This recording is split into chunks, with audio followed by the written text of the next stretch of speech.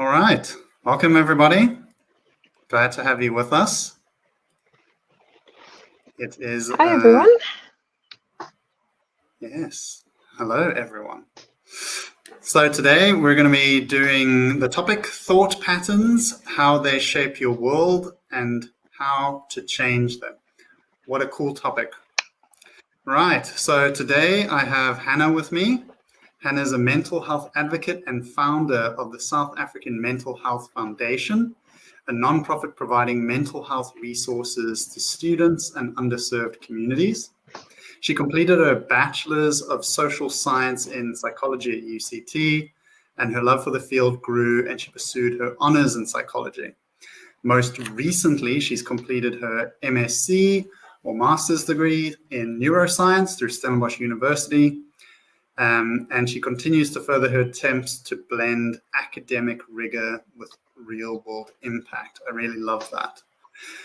So please join me in welcoming Hannah. And yeah, for those of you who don't know me yet, I'm Daniel. I'm the founder of Psyche Innovations, and we're the hosts of this chat. So what are we talking about today? So I'll briefly be going over what Psyche Innovations is and does. We'll then jump into our core topic, looking at automatic thoughts, thinking traps, cognitive reframing, and then tools to help you with cognitive reframing and dealing with negative automatic thoughts or thinking traps. Okay, so what is Psyche Mental Health? Psyche Mental Health is an app. You can find it on the app stores. Go check it out. It's for young people and adults. And its core focus is on building self-knowledge and psychological skills that improve your mental health and well-being and your overall happiness, right? That's what we all want in life. I really encourage you to check it out. So it basically includes a few key aspects. There's a mental health assessment that looks at the domains of well-being and then teaches you psychological skills that you can use in your everyday life. You can then track your progress over time and set some goals to work on the areas of your life that are important to you. Right. So today's topic, thought patterns and automatic thoughts. What a cool topic. So, Hannah, what are automatic thoughts? Right. So automatic thoughts are thoughts that sort of come to us, as the word states, automatically. The best way I like to describe it is we picture our mind as sort of like a field, like a maze field, and we have these ants that are running around in this maze field, and they keep going through one specific path, from path A to path B. They keep going this one specific pathway, and eventually the cornfield starts to go easily through this one specific pathway. And, as time goes on, this pathway is trotted down, and then the ants just quickly whip from path A or point A to point B really, really quickly. And that's sort of like how we can describe a thought pattern that's automatic. So it's just our mind sort of going from one point to another very quickly, because we've already formulated that part, and formulating that part is having those thought patterns be present over an extended period of time. So that's sort of what an automatic thought is. It's broken down into other components as well. So we've got it's like the ABC model almost, how we can also explain it. So we've got like an activating event, then we've got the behavioral reaction. So the initial thing, which is the event, sort of triggers us to behave in a certain way, and then that will frame our cognitions. That's C. And that sort of framing of the cognition is the automatic thoughts that sort of take place. And that's sort of the thought pattern that will, continue on in the life that we have. We sort of have these thoughts that come, and some are positive, some are really good for you, but also some on the flip side are negative. And that's what we frame as ants. So it's the automatic negative thoughts. So when negative thoughts sort of take place, we sort of frame our behaviors and our cognitions and the way in which we approach different tasks. We can frame it negatively because our cognitions are negative and our beliefs about ourselves and our abilities are negative. We'll go into that in a bit. We're going to actually go into thinking traps, which actually also help frame our behavior and give us a good overview of our behaviors and how our behaviors are framed by our different thinking patterns. But I think an important thing to know about, particular thought patterns is they're very black and white. So, it's kind of that all or nothing thinking approach that some people will have and struggle with. I also like to put it in the context of, if we're looking back to children, we look at children and their sort of beliefs, and they have very stark opinions and behaviors and cognitions, and children will often have their thoughts framed by the people around them, because often when a child will do a task, and if they struggle with the task, it's how the people around them behave that will influence the cognition they have toward that task. So an example of this would be a child learning to ride a bike. Right, a child they'll be riding a bike, or they'll struggle a bit in the beginning, and say their caregivers don't give them the sort of motivation to keep going. They don't encourage them. That lack of encouragement might lead to an internalization of a cognition of, I can't ride a bike. I'm never going to be able to ride a bike. I can't ride a bike. And so then the child, next time they go to do, bike riding, they're not going to be wanting to do it or engage with the activity, because they have that cognition of, I'll never be able to do it. So it's that sort of all or nothing sort of approach to our thought pattern and to the way in which we approach a task. So that's just an interesting way of also looking at, how our cognitions can form from early on. But going off of that childhood example, I think it's a really interesting thing to think back to when we were kids. Often, we've overcome certain cognitions and sort of those automatic thoughts that we've had. We've overcome them over time. So I'm wanting to pose to the audience the question of, has there been any cognitions that you can refer to when you were a child that maybe you had, and also did you overcome them, and also how did you overcome them? I know it's quite an intensive sort of flashback that you're having to think back to, but it's still a good reflection exercise to sort of think back to different cognitions you had, and also the tools that you utilize to sort of move past those cognitions. So yeah, that's something just a nice food for thought to reflect on.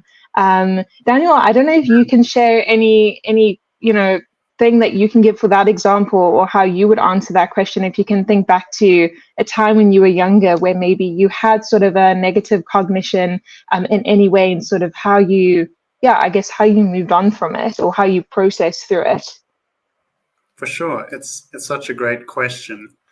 So yeah, just to sort of summarize the automatic thought, because there's so much info there. It's really when you have something happen. So somebody's late for a meeting, or somebody says something. So that's the activating event. And then you have this sort of behavioral reaction. Somebody's late for a meeting, and you think, are they late because they're disrespecting me, or I'm not important, or whatever.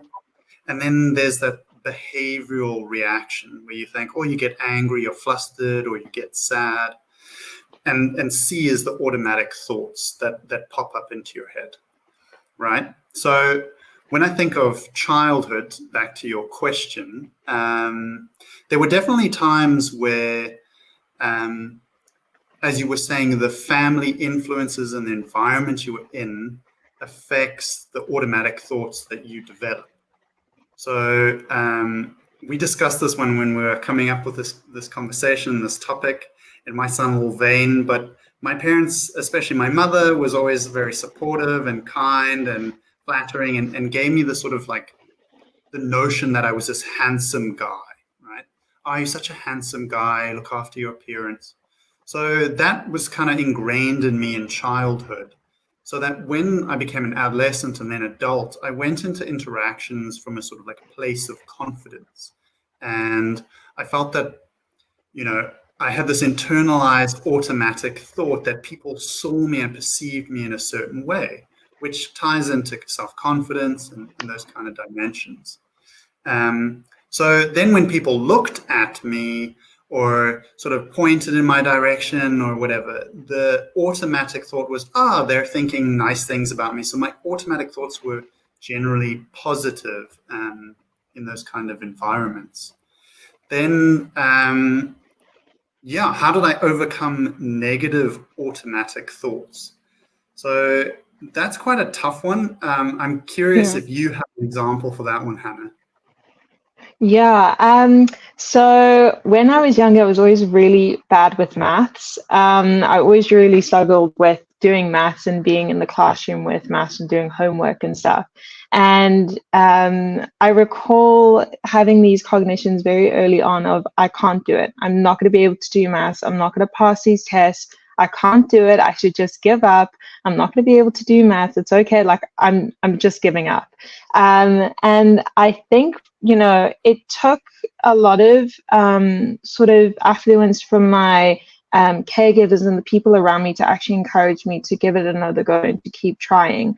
And I think it came from the thing of, rather changing it from the all or nothing approach of saying, I'm not going to be able to do it, is to say, I started saying to myself, if I do this little bit, I'm making improvement. As long as I'm just making some improvement, it doesn't have to be overnight switch. I don't have to be the best at math. I just have to be able to pass math.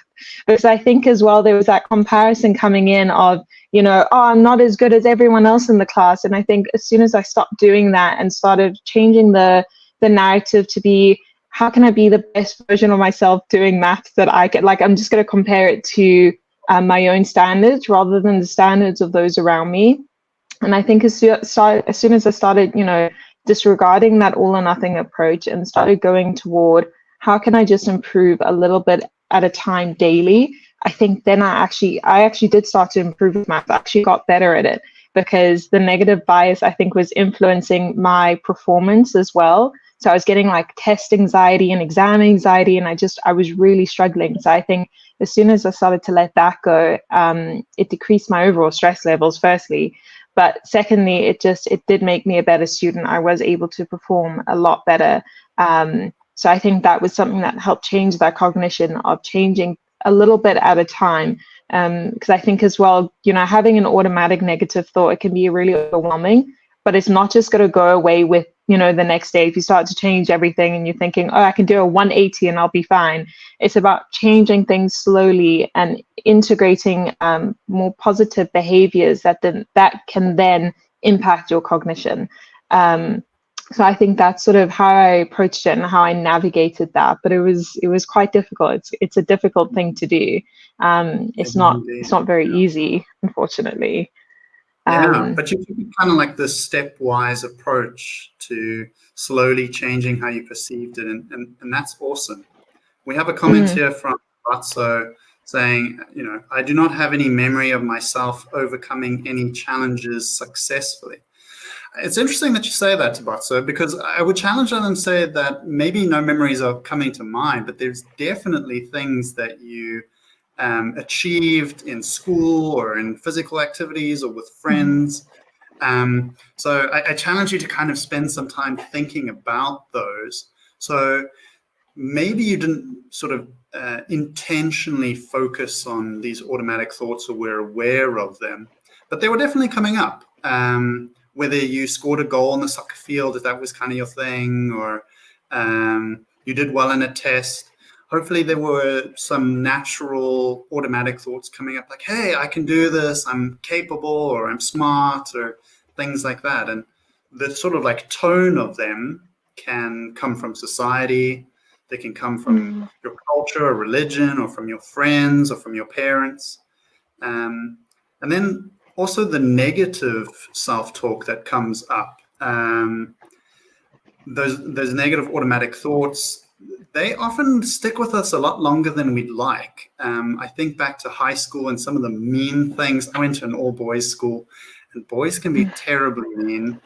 And it takes a while. Those things stick around. And even in adulthood, sometimes I'll be struggling with something or feel unconfident or lack confidence in a certain circumstance.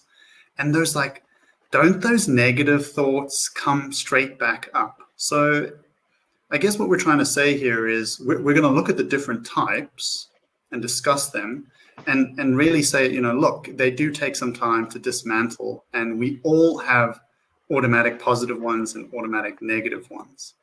I have another one here from Keanu. As a kid, I was always told that I'm not a sporty person and always went into competitive situations with that in mind. I overcame that with lots of work and also positive reinforcement. That's awesome. Hannah, do you have any thoughts on that? Yeah, I think, it comes with, that lot of, it takes a lot of work to be able to sort of overcome our own biases. Um, but as well, that positive reinforcement is super important. I think having a supportive or a good support system to uphold you, to, encourage you to keep trying is really vital. So I think even going back to my math example, I had those people around me giving me positive reinforcement, which is incredibly helpful in moments where you do experience self-doubt. But I think a really important thing throughout, addressing these automatic thoughts is at first recognizing them. I think that's the hardest part, because you get trapped in this sort of negative thinking pattern sometimes. If we're looking at the automatic negative thoughts, it can be difficult then to get out of it and not really recognize that you're sort of existing within a pattern. So I'm hoping that, the next slide that we go through, when we address the sort of thought patterns, or the different ways that thought patterns can exist and how you can get trapped in a certain thinking style, I'm hoping they can help you just recognize what sort of realm you're getting stuck in, or what thoughts you're getting stuck with. Because as soon as that recognition happens, that's when you can start to work through it. And you can recognize, like, hey, this is a thought that I've actually had more recently, and how can I actually work through this, as opposed to just letting the thoughts sort of happen all the time. But yeah, as I mentioned, the positive reinforcement is super helpful, but also just working on it consistently and being consistent and showing up as much as you can with your behavior is going to help reframe those cognitions that we have. Awesome. So Kutso has a nice comment here as well. Challenging negative automatic thoughts takes questioning your thoughts, which was the second part of your comment. So true. We are going to dip into that later on when we look into cognitive reframing. So you're ahead of the game here with your comments. Really appreciate them. So we've gone through what automatic negative thought, we've gone into what automatic thoughts are, that they can be brought up by people, situations, or memories, right? Even thinking about positive memories or negative memories can bring it up. We talked about the ABCs, and then we briefly went through some of the examples of automatic thoughts. So black and white thinking, for example, you're either my friend or you're my enemy, right? You can see that how that one works. If then, so an example of this one is, only if I'm perfect at school or work can I be happy, right? So it's these like conditional assumptions. And then the should be's. I must always be right, or I must always win, or, those kind of unhealthy thoughts that we have there. Right. What are thinking traps, Hannah? Yeah, so thinking traps are, it's the thought patterns that we've been speaking about, but obviously with thought patterns, they can fall into various categories. And sometimes we'll have multiple categories existing at the same time, and sometimes we'll have one prevalent category that we're noticing come up a lot. And these thoughts are often dictated by a specific sort of line of thinking that exists within these categories. So as you can see on the slide, we've got a bunch of different ones, and we're going to go over some of them and just try and talk through some examples with them, and sort of shed some light as to what the lines of thinking can look like. So with personalization, that one's sort of the thought pattern of blaming everything on yourself. So, if something goes wrong, it's all your fault. Even if it's outside of your control, it's not something you have control over. You somehow go back to blaming yourself. And I think that comes with a lot of negative self-talk as well. And that can be really difficult, I think, to overcome, because again, you're sort of needing to reframe how you see things, but also how you see yourself in the context. But that one, it can be really difficult, because, if you're going into something and you have a lot of negative self-talk or a lot of self-blame, it can hinder your confidence levels quite a bit. So if we're looking at something like, you're doing a piece of work, or maybe you struggled with meeting a deadline or doing something. There was something going wrong in a team project, let's say. Instead of looking at the context of, okay, we can try and work as a team to try and solve this or try and fix this, you can go and say, oh, it was all my fault. No, I did so. It must have been me. It must have been me. I did something wrong. So even though, within the context, there's a lot of different factors that can influence how something may occur within the team dynamic, you go back to sort of self-blame. So that's sort of an overarching thing or line of thinking that can happen with personalization. That's just an example. We also have I can't say this word, catastrophizing. Catastrophizing. That's when you it's an all or nothing thing as well, but it's also thinking to the extreme of something's going to go wrong. So, it's the worst possible outcome that can happen. It's the worst possible thing that can happen. So it's catastrophizing any given situation.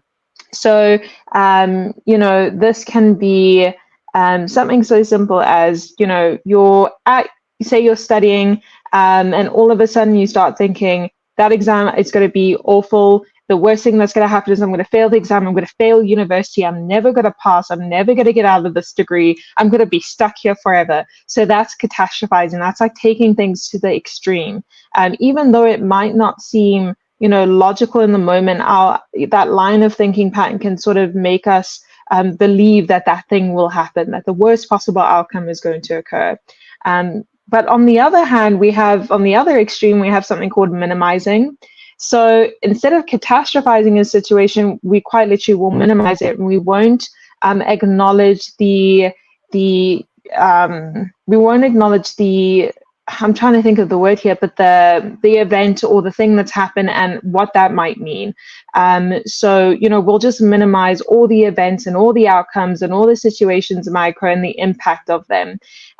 So, going back to the university example here, if we looked at the, catastrophizing on it of university, if we look at the minimization, we can look at someone saying, oh, I don't need to worry about this exam. It's fine. I don't care about studying. I don't care about going to classes. Nothing bad's going to happen. I'm going to be fine. I'm just going to show up. I'm just going to write the test. So it's kind of going to the other end of the extreme of, thinking that there's going to be no negative impact from what we're doing, or no negative impact from the behavior or consequences from our behaviors or what's happening in the world or the environment that we're in. We also have mind filtering. So this is another interesting one because it's sort of when we only notice the negative parts of something happening. So I always think of this as someone giving you constructive criticism. So if someone's giving you constructive criticism, obviously there may be, some negative points of how you're performing may be highlighted. But at the end, sometimes they might pay you a compliment. So in this case, if someone's giving you constructive criticism and they pay you a compliment, you will just disregard the compliment if you're in the state of sort of filtering, your environment and the contexts that you're in. So you might say, I'm only focusing on the negative. The constructive criticism was so bad, but then you're not actually accrediting any part of the compliment that was given to you. So that's sort of what filtering is. And I think a lot of people can get stuck in that as well. Of only paying attention to the negative and not often highlighting the positives that happen. So I think, that happens as well with negative self-talk of thinking I'm only looking at the bad, but then we fail to also approach, the positives that we have and the positive characteristics that we possess that also exists within this filtering sort of framework. Mind reading is sometimes, when you just assume what other people are thinking. So you're almost like reading their mind. You're like, oh, I know exactly what they're thinking. I know that they're thinking that they don't like me. They're thinking that I did something wrong, or, something negative is happening and they're thinking negatively about me. So I think a lot of times, you'll maybe approach someone saying, are you mad at me? Or what's wrong? Did I do something wrong? And that's sort of falling into this pattern of thinking because we're always assuming that someone's thinking negatively about us. So that's what mind reading is. In the same vein, if we look at fortune telling, it's predicting the future, but often we see it in a negative light. So we'll say, oh, of course I know what's going to happen. It's going to be a negative outcome. Of course it's not going to be good. Of course it's not going to work out for me. It sort of falls back with catastrophizing in a way. I always see them as kind of like cousins to an extent, where they exist together because, the one is going to the extreme, but this one is also sort of predicting the future, and often it can be in a negative way. Some people have a very good hold on this actually, and they see it, they see the future as optimistic and positive, which is great. But some people will fall back into the negative thinking styles and patterns of thinking, oh, the future has nothing positive to hold, or I'm going to fail the upcoming test because, I always fail. And again, it goes into that catastrophizing.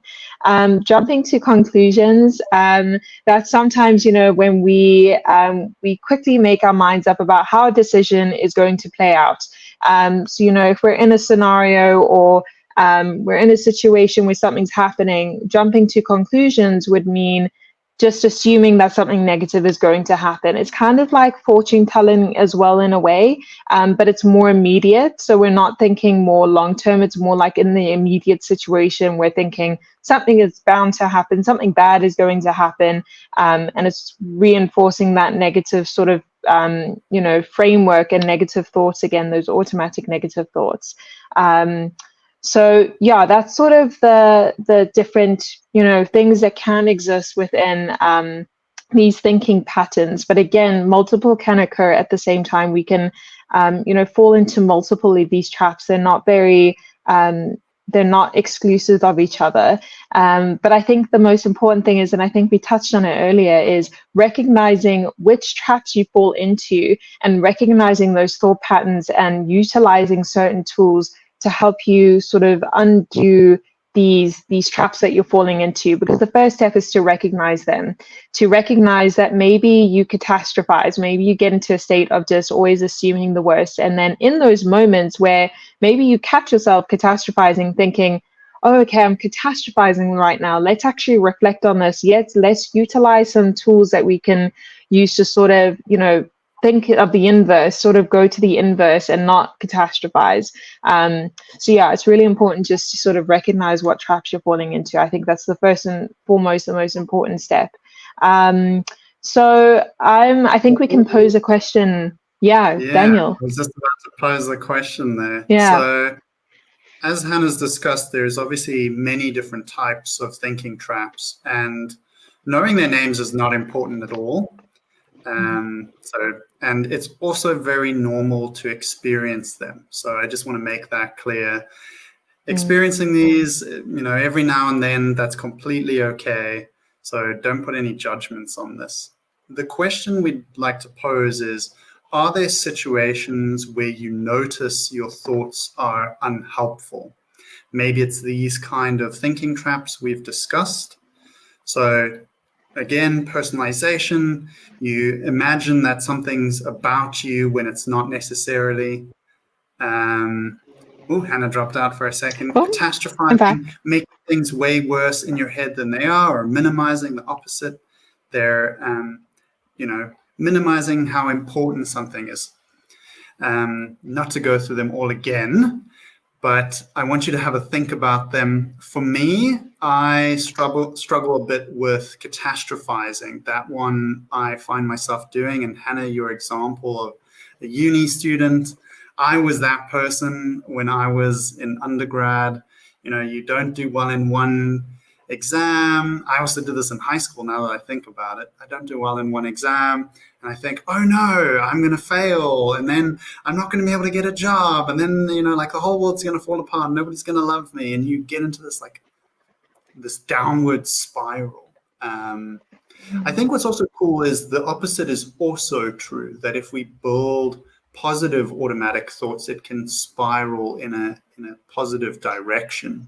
Like, oh, I did well in this test. Like, oh, I'm going to do well this year. And I'm going to graduate. And I'm going to get a job. Which is the opposite cool side of it.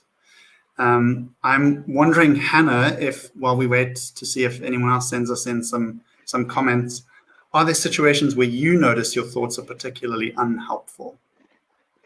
Yeah, definitely. Yeah, I think I relate to you in so much in saying the catastrophizing. It's a particular sort of trap that I often fall into where I sort of have, I always think like, oh, this was a struggle today. Oh, everything's going to be a struggle. It's the end of the world.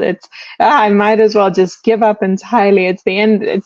The world's going to end. And actually it doesn't, the world keeps going. I wake up the next day. And I think it's more so about challenging myself during those times where the catastrophizing does happen and sort of, just reminding myself that it's not the end of the world. It's just one moment in time that I'm struggling, but it doesn't mean it's a forever struggle. It's just a momentarily struggle that won't last forever. But I also think I've had some thoughts that haven't been, particularly helpful. I think especially the ones that sort of hinder on my confidence or positive self-talk. I think thoughts such as the personalization, where you sort of do a lot of self-blame. I had that a lot when I was younger, actually. And I recall being, quite into adolescence and thinking, oh, I did this thing wrong, everything's my fault. And I think it sort of links in with the catastrophizing there. But those thoughts were incredibly unhelpful and also unproductive because they weren't actually furthering my growth. They were just hindering it. And it was just hindering my confidence as well. So I think a lot of times these thoughts can be a greatly hindrance on how you approach various tasks and various situations. So they're not entirely helpful. But on the flip side of what you said there, I like what you said in terms of, they can be positive. So I think looking at something like catastrophizing in a positive sense, as you've mentioned, you can start saying, well, yeah, I've done this thing and everything else that I do can be positive and will be positive, as well as the personalization issue of or thought patterns that can be negative. On the flip side, with it being positive, you can say, I did my best and this wasn't this isn't the thing that I have control over, but I did my best in the situation and that's all I can do. So that can be a really positive way and a positive spin on it. But it is something that I think a lot of people will struggle with, and it is natural to have them, but it's not natural to have them, I think, as a constant reoccurring thing, because that's when it can really negatively affect the way in which you approach various scenarios and situations. And if it's really hindering on your day-to-day life, I think that's when it's really vital to do some reflecting and reflection on these and the different thought patterns that exist. 100%. I Yeah. see Tabato sent in a comment here saying, I have a tendency to overthink things and rush to conclusions. So you do the jumping to conclusions one. I think we're all guilty of that at some point. I know I certainly am.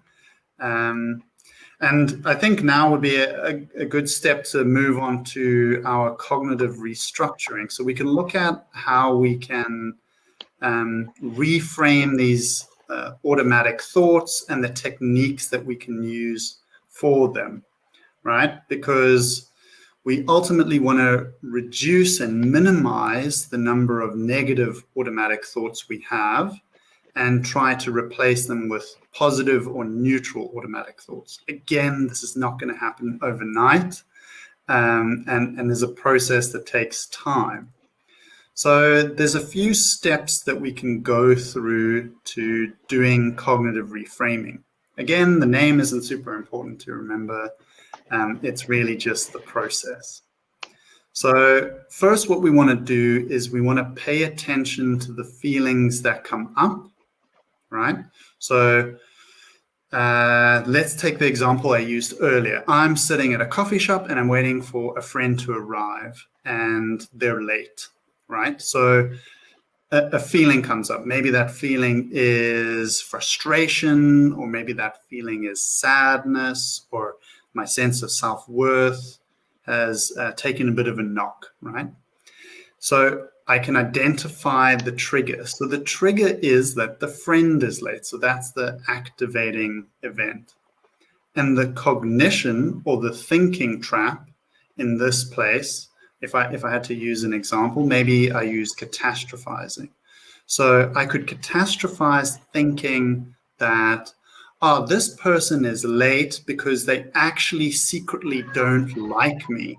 And they're just pretending to be my friend, and that they really just want the downfall of Daniel. And you see, you can kind of get into this unfortunate doom spiral, if you want to call it that, right? And then the next step to kind of help with it is, so I've identified the cognition, and then it's time to cognitively frame, right? So we see how I'm feeling, we know the behavior that's coming up, and we know the cognition. So in cognitive behavioral therapy, we call that the triangle. So the thoughts, behaviors, and feelings, right, make up the triangle. So now I look at these things and I try to look for evidence of whether this is actually true to support the assumption, right? Because if the assumption is, oh, my friend secretly hates me, is there actually any evidence to support this thought and this feeling? And most of the time, when we start to look, we start to realize, oh, wait, there isn't any evidence. And that I can actually test these assumptions.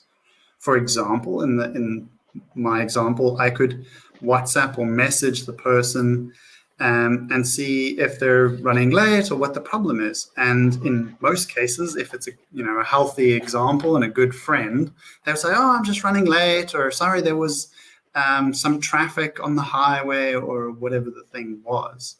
And that can really help to kind of provide the evidence that we need to support whether the thought is true or not, right? Before I blab on, does that, what I'm saying so far, make sense, Hannah? Yeah, yeah, it does. I think it's a difficult thing as well, I think, but as I said, once you've recognized something, then you can start to sort of unpack, whether or not or how these thoughts actually, they can't really be met in terms of how they exist or the context in which they exist in. So going back to the friend example, I think some people might struggle with that in terms of, the mind reading of it sometimes happening with you, like, oh, well, I assume that person doesn't like me, or they don't like me today, or they're angry with me. But it's to actually sit back and reflect and saying, in what context is that happening? Or, how is there any proof to actually prove that they're mad at me? Have they actually said anything? So I think it's really important to start to also reflect on the cognitions and the thoughts that way. So I really like that example, though. So it's a great example to sort of utilize. Thanks, I appreciate it. So I think if we use some of the examples that other people brought up in the comments, so Kiana brought up the example of having negative thoughts around physical activity and sport, we could look at those emotions, like what are the underlying emotions that are there, and what are the experiences that came with it and the behaviors, right? So if Keanu then went out into the world and played some sport or engaged in some physical activity, you'd start to see that, hey, I actually am kind of competent if I practice at it and I put the effort in, and that would give that evidence to support, oh, wait, this negative automatic thought isn't true. Or maybe there is some small portion of truth to this negative automatic thought, but it's usually completely way off in magnitude, right? So, for example, I'm sure Keanu is a perfectly great sports person, but maybe he wasn't great, like maybe he was in the rugby team or in the soccer team and he was really struggling, and this jumping to conclusions or catastrophizing negative thought comes up when he thinks about being involved or whatever, playing the game. Maybe he is rubbish, right? So there can be an element of that. I know that sounds funny to say, but I'm just working with the example here. Then that negative automatic thought, you think that it's true, but it's usually like you think, oh, I'm terrible, I'm the worst person. If I, take it to a catastrophizing level. When the reality is, like, maybe you're just not great because you've never done the sport before. You've never kicked the ball before. So that's the thing. It's like, oh, okay, when I start to look for evidence and I go out into the real world and I'm trying to manage my emotions, I see that, oh, this negative automatic thought can be minimized and reduced because it's really way off from the truth. I don't know what you think about that, Hannah. Yeah, definitely. I think going back to that example, with sports and thinking that, oh, you're not good at sports, but it's have you actually tried properly? Like, have you kicked the ball? Have you actually picked up the ball yet? So not to sort of fall into the trying to almost confirm those thoughts without there being any real evidence that it can or it should exist, because again, I think it's sort of that negative thought pattern, as I said, with that maze field in the beginning, that trodden path that becomes so easy to walk, but it's why does that path exist, or should that path even exist? So yeah, definitely I think it's to reflect on what kind of evidence is there to actually support this thought.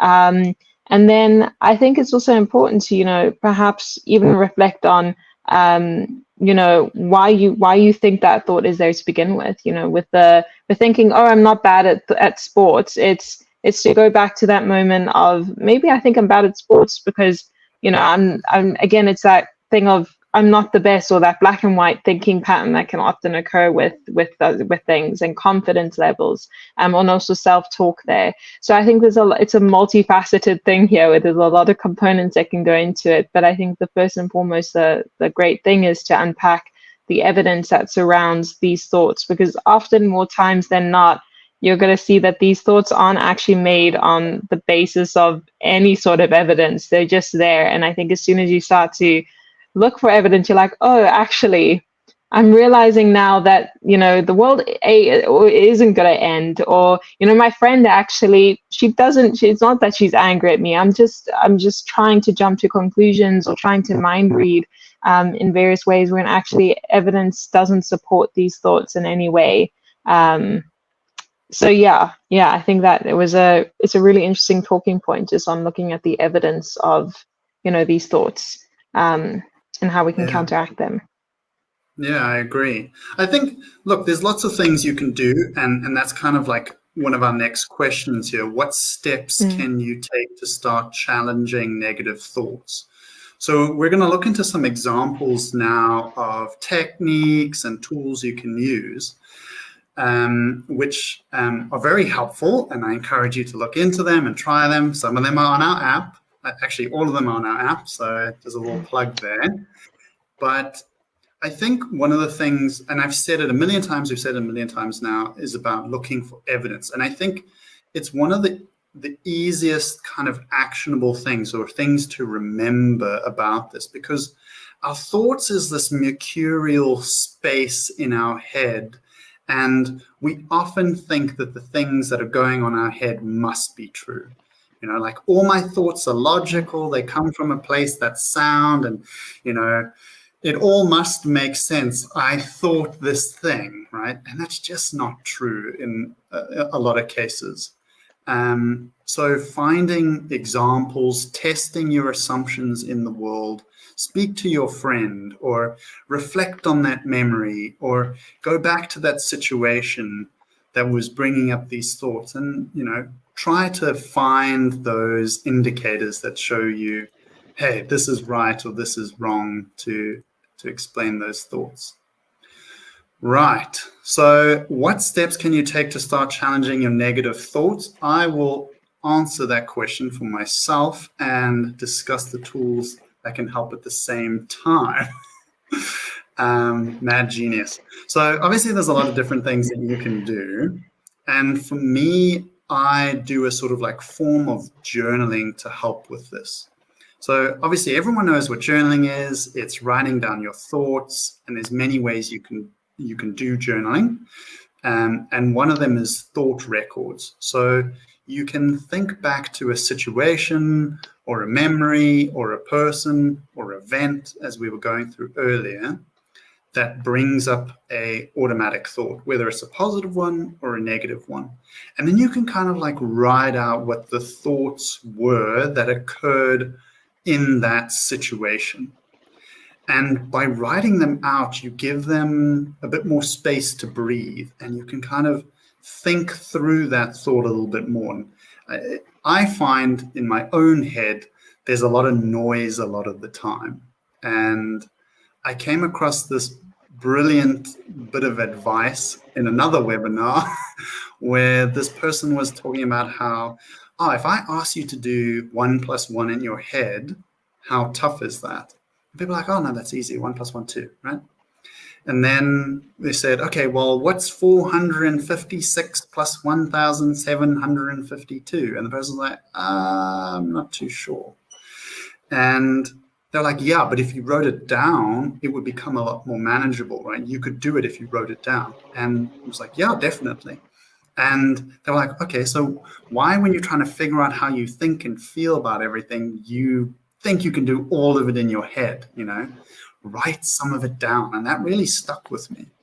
So that's how I do it. I journal, and I use gratitude lists as well, because that's a really cool way to build up that those positive automatic thoughts. I think about, because it's so easy to remember the negative things that people say. I remember a particularly mean person when I was in high school made fun of the way I talked. It stuck with me. If I ever see him again, I almost said his name, I'll give him some choice words.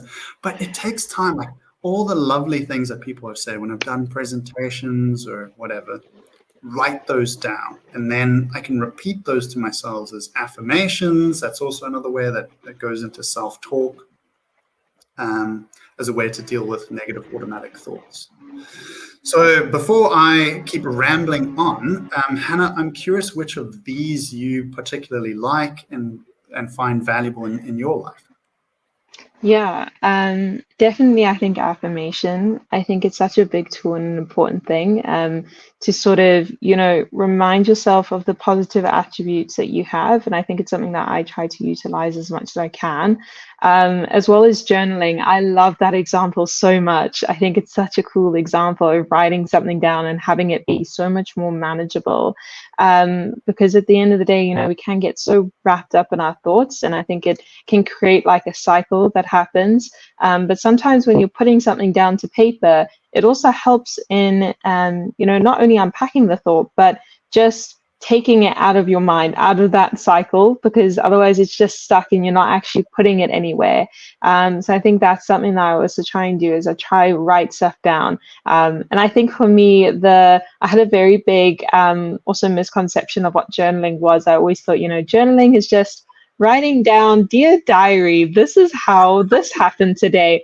And it's very much not that. It doesn't need to be that. It doesn't need to be pretty. It doesn't need to be methodical even. It just needs to make sense for you, and it needs to, be whatever you need it to be on that day.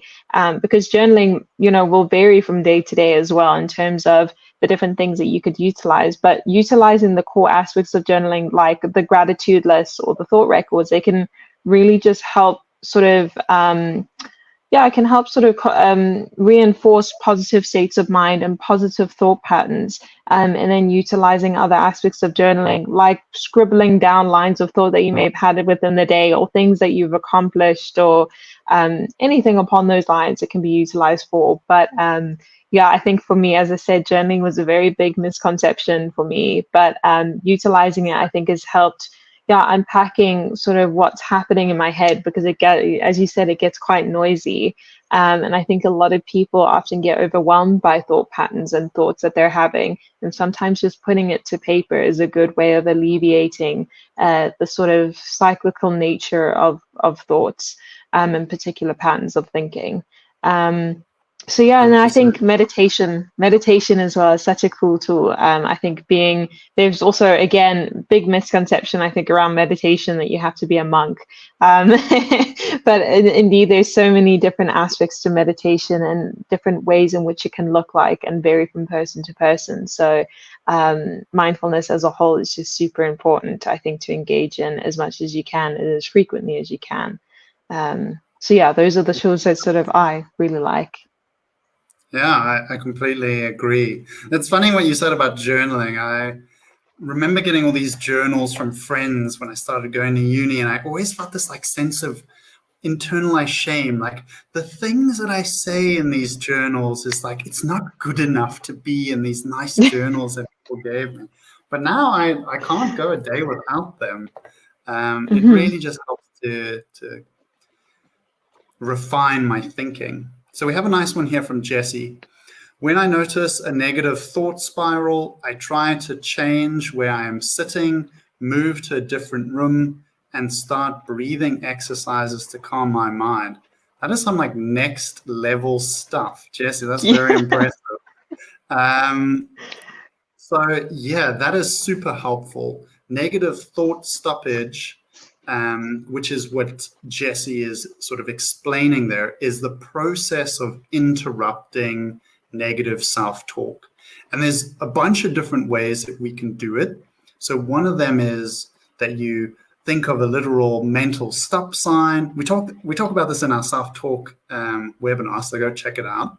But you can imagine a mental stop sign, and then you basically try to replace that with a positive affirmation. Because by interrupting it, you stop that doom spiral, as Jesse mentioned. There are other ways, so you can move about, which is a great one that Jesse suggested. Remove yourself from a context if you can, put yourself in another environment, put yourself in another mindset. So that's a super cool way of doing it. Then, of course, there's affirmations, which we already spoke about, which falls under self-talk. We have a cool comment here as well from Kelsey. I ask myself the following question when negative thought happens. Is worrying about this going to help the problem? Is there anything I can do about it right now? If the worst case scenario happens, will the world end? And I have never answered yes to the last question. I love that. No, the world is not going to end. Things are not as bad as they seem. And we can almost always sort of get through the situation that we're in. There's always a solution. Well, almost always, right? And it just takes kind of slowly changing that thinking. And the positive thoughts in our head can come from ourselves through building affirmations. They can come through from friends and the positive things they've said about us and the positive shared experiences we've had with them. Similarly, with family, I use that example of my mother saying I was a handsome boy, which might seem silly, but it's true. So they come from family as well. And then from experiences, positive experiences at work or school or sport or whatever the things you do in your hobbies, that helps build this sort of like reservoir of positive automatic thoughts and positive self-talk. Then on our list here, we also have seeking social support.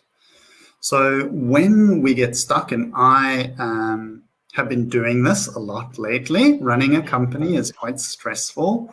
So I talk to people. I talk to them about how I'm going through these ups and downs, these peaks and valleys in my mental health, and the scary automatic thoughts that come up. The catastrophizing one is one I particularly struggle with.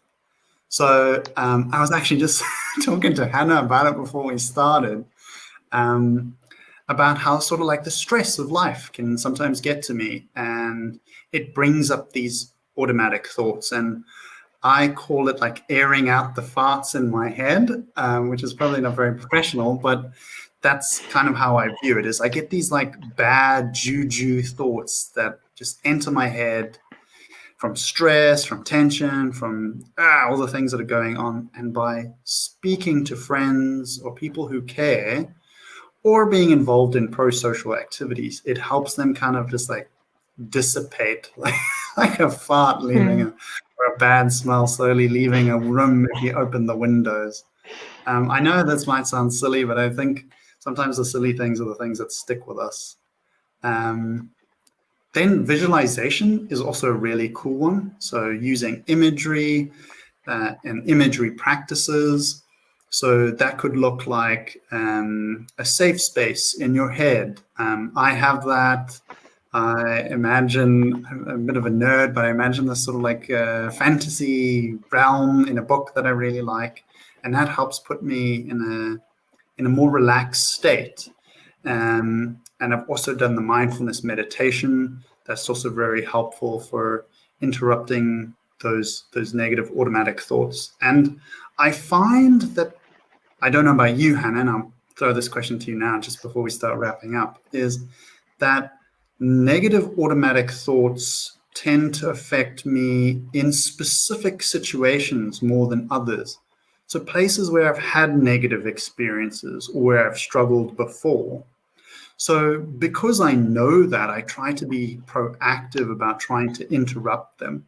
So though it might surprise some of you given how far I studied, but I didn't always exam very well or test very well, to say it another way. So going into exams was kind of always like a stressful thing for me. So I'd deliberately kind of have like a process that I went through. I'd get to the exams very early and I'd do some breathing activities and I avoid all the people who were asking each other questions because that would always stress me out. And I'd sit with like a friend that was very peaceful and that would help me kind of like interrupt the negative thoughts. And if they came about, then I would use negative, well, I didn't know it at the time. I was using a form of negative thought stoppage. So I'm curious, Hannah, are there experiences where you have negative automatic thoughts that come up? Obviously, what does that look like to you, and what do you typically do when that happens? Yeah, so I think I relate to the academic one a lot. I used to do the exact same thing. I used to try and avoid people on the day. I used to take my headphones and just sit somewhere else because it was very stressful and overwhelming. But for me in particular, I think I used to struggle with a lot of mind reading, and I think I still do to an extent. I think it came with a lot of anxiety of being in social situations specifically, and I think I found that the mind reading happened and occurred then. So often when I was with a group of people, I would say, well, everyone's looking at me, or like someone's judging me, or they're perceiving me weirdly, and everyone doesn't like me. And I just think it wasn't really beneficial to the context that I was in, and it wasn't really fostering the relationships that I could have formed with everyone, positive friendships and getting to know people. I think I sort of stopped myself in a lot of situations, making positive relationships with individuals because of the mind reading that was occurring.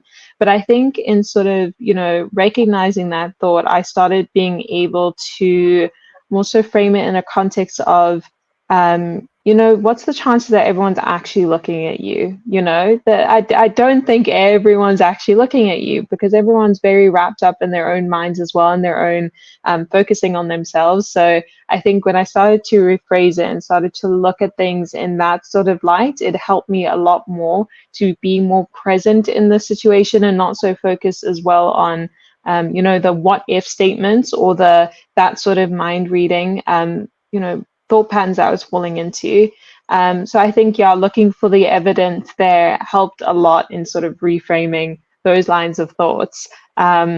Obviously, I still get those every now and then, just because you're reframing something as well, it doesn't mean that it's a failure if you do get those thoughts every now and then, but they happen subsequently a lot less because I've reworked those narratives and started formulating a more positive sort of approach to mind reading of thinking, well, people might actually like me. Maybe they're looking at me, or like maybe we're having a good interaction and people actually like what I have to say. So I think I've sort of reframed the line of thinking to be in the positive way and more of a positive state of mind reading.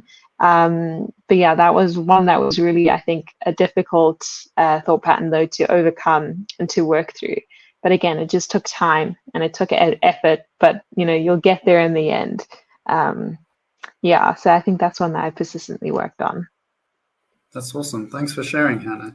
I think it kind of points out the fact that as I said earlier, these negative automatic thoughts are normal. We all experience them, and we tend to experience them in different situations, right? So some of us might experience them in social interactions, or at work or school, or on the sports field, or, and that's okay. And slowly challenging these thinking traps and these negative automatic thoughts will take time. But it's worth it because, you want to enjoy these settings as much as possible. And as you opened up about, Hannah, sometimes these negative automatic thoughts can hinder us from doing the things we want to do. Approaching that friend, or playing in that game, or taking the test when you think you aren't ready. So I put that to the audience to kind of go out there, have a think about where you're experiencing these negative automatic thoughts, and look for the evidence and use some of the tools we've suggested that are valuable. So to quickly wrap up, we went through what Psyche Innovations is. We discussed what automatic thoughts look like and how they work. We went through the ABCs. We then looked at the different types of thinking traps. Again, not important to know their names, but to kind of understand how they might affect you. And then we discussed briefly a very difficult topic of cognitive reframing, but such an important technique and tool. And then we just discussed some methods and techniques that you can use. I really encourage you to try them out. Go check out our app, engage with us on our social media. We'd love to hear from you. And just a thank you to everyone for their time, and especially to Hannah for joining us and giving us her insights on this really cool topic. Again, please go check us out. It was lovely to have you all. Thank you very much. And thanks again, Hannah. Oh, thank you so much. It's been wonderful. Thank you. Cheers. Bye.